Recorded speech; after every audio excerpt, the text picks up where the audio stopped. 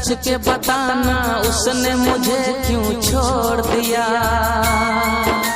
हमसे रिश्ता तोड़ के किसी और से क्यों जोड़ लिया।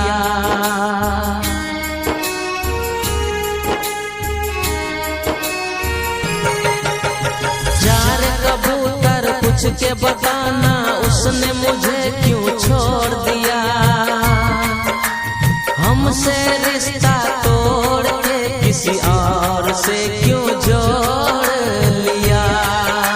सच कहता हूँ मैं उससे प्यार किया था। सच कहता हूँ मैं उसे दिल दिया था। हाँ सच कहता हूँ मैं उसे दिल दिया था।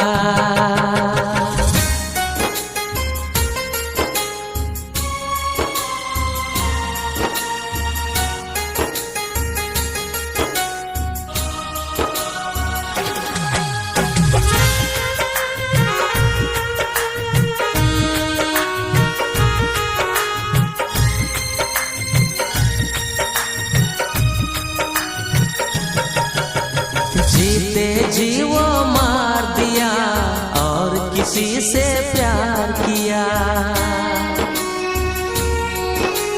जिसको खुद से ज्यादा चाहा वही हमें धिक्कार दिया।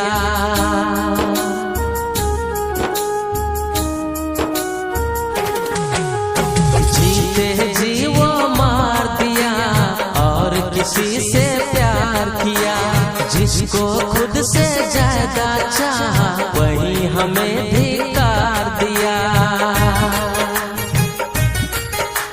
छोड़ हमें क्यों चली गई वो हमसे ही मुंह मोड़ लिया।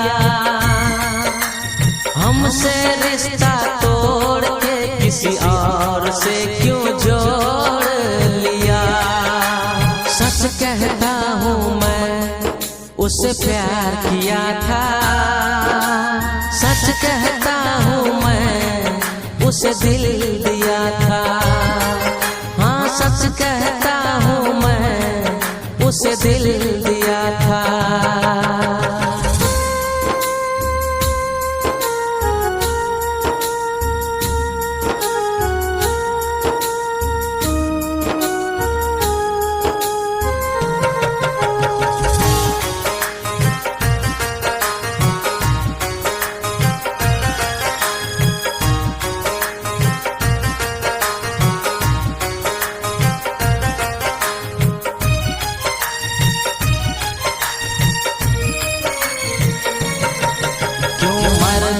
अच्छा लगता है आज मैं ये भी जान गया।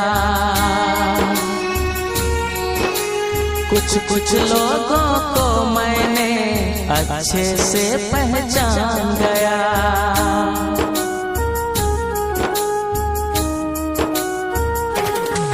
क्यों मरना अच्छा लगता है आज मैं ये भी जान गया।